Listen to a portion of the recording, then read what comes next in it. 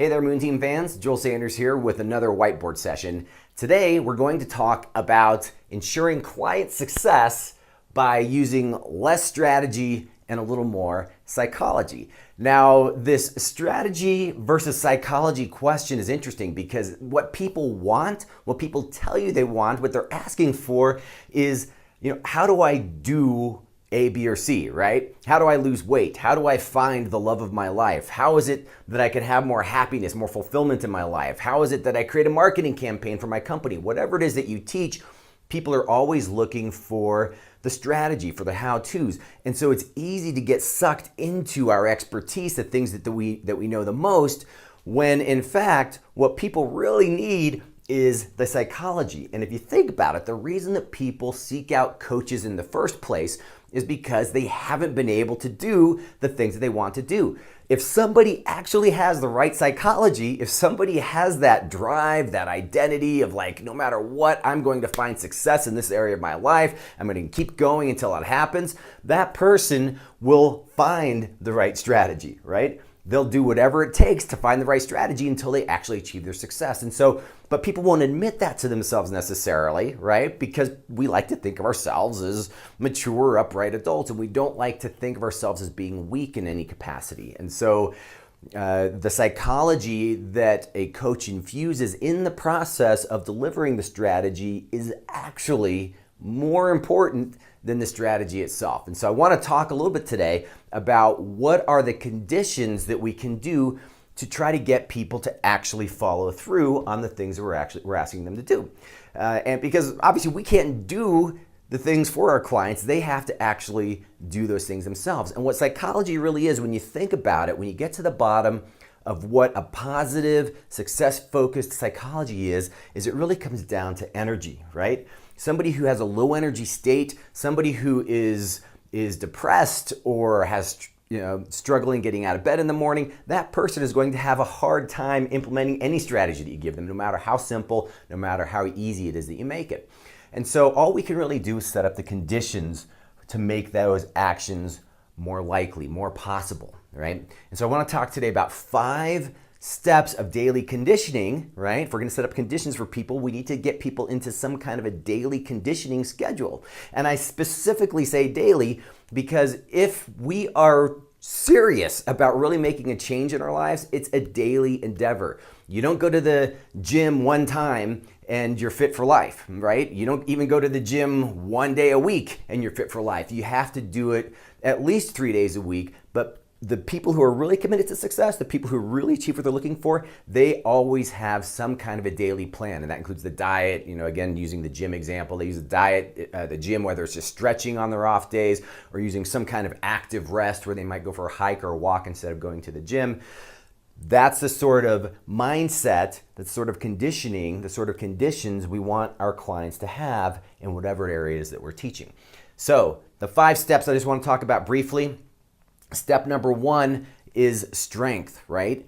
People need to have a basic foundation. If people are going to have energy to follow through on things, they need to have a basic foundation of physical, emotional, financial strength, right? Somebody who, for example, is really struggling financially, they are going to have a hard time going through whatever steps it is that you have for them. Now, you may be teaching people how to get more financial abundance in their lives, and so that is kind of the whole core of what you do. But again, it's a psychology of getting more strength in people's lives. If our clients are depressed or just not feeling good on a certain day, we have to set up the conditions to make it much more likely for them to follow through anyway, because it's easy to take steps, to take action when we feel like doing it, right? But the real test of whether somebody is getting in shape or not in a specific area of their lives is if they are willing to do those steps on days that they don't feel like doing it. Well, how do we set up conditions that make that more likely? Well, one of them is a team, right? Having a success culture. There's a famous researcher, I can't remember exactly what his name was, but he studied the U.S. swimming team because the U.S. swimmers are the best in the world. They win most of the gold medals. Most of you know the story of Michael Phelps and some of the other U.S. swimmers. Both the men's and the women's teams are very, very good.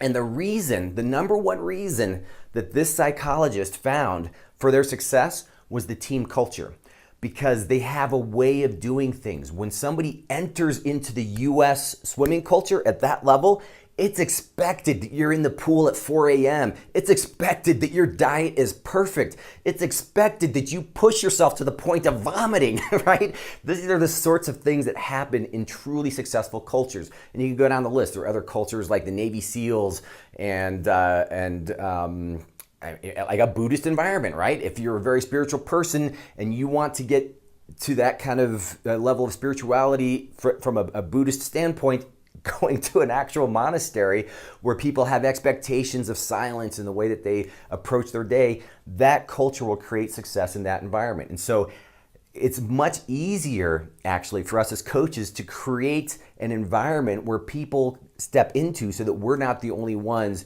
trying to hold our clients accountable, right? Which is step number 4 here, but I'm gonna get to that in a second. I actually already mentioned environment. One of the keys to having a successful environment is keeping it distraction free, right? Somebody's much more likely to succeed in physical fitness if they get out of their house and they go to a gym. Now that's not to say that on certain days they can't work out at home, but having a place that they go where there's other people that have a success culture, other people are doing the sorts of activities that they want to be doing, getting out of a distracting environment makes the most sense. And I'm just going to mention, Facebook, sending people to Facebook for this type of stuff. Come on, people, let's stop. That is over. If we want to distract our people, send them into a Facebook environment.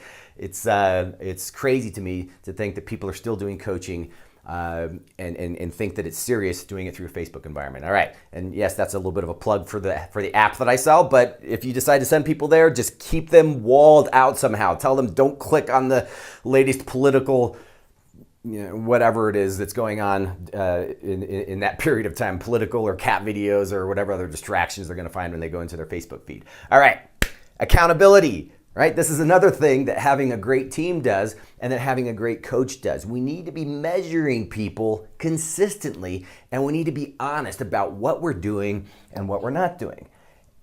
If we are, again, getting back to like the US swimming culture, those coaches know exactly what their clients are doing or what their the people that they coach are doing on a daily basis. They know the exercises, they know how long it took them to finish a specific practice session. They measure all these different things. They even measure their heart rates and their pulses and all these different sorts of things. In the type of coaching that we're talking about doing here, probably the best way to simply measure whether or not somebody's actually doing what we're asking them to do is, hey, did they check it off their list or not, right? And being able to check in on that, but also having a team where if somebody is not checking in on a consistent basis, if somebody is not actually coming into the gym, then somebody's reaching out to them saying, hey, where's Bob? How come Bob isn't here? What's going on, right? Is he really a part of our team, right? That's the sort of environment that we want to get people into. And the fifth thing that I put here on this list is almost an afterthought of psychology, which is positive news. I mentioned, Facebook and going there and seeing all the political stuff that's going on. People are bombarded today with negativity. Even though we live in the greatest time in human history to be alive, we have less poverty, we have less violence, we have fewer wars. We have, in 1985, there were 65,000 nuclear warheads. Today, there are 10,000 nuclear warheads. We still need to get to 0, but hey, we are doing much, much better than we ever have in human history. People have more opportunity. Women have more opportunity.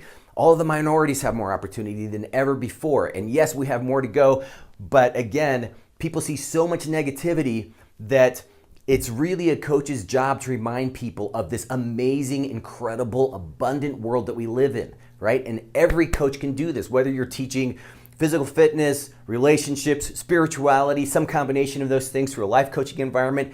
You need to be that source of positivity, of, hey, this world is an awesome place.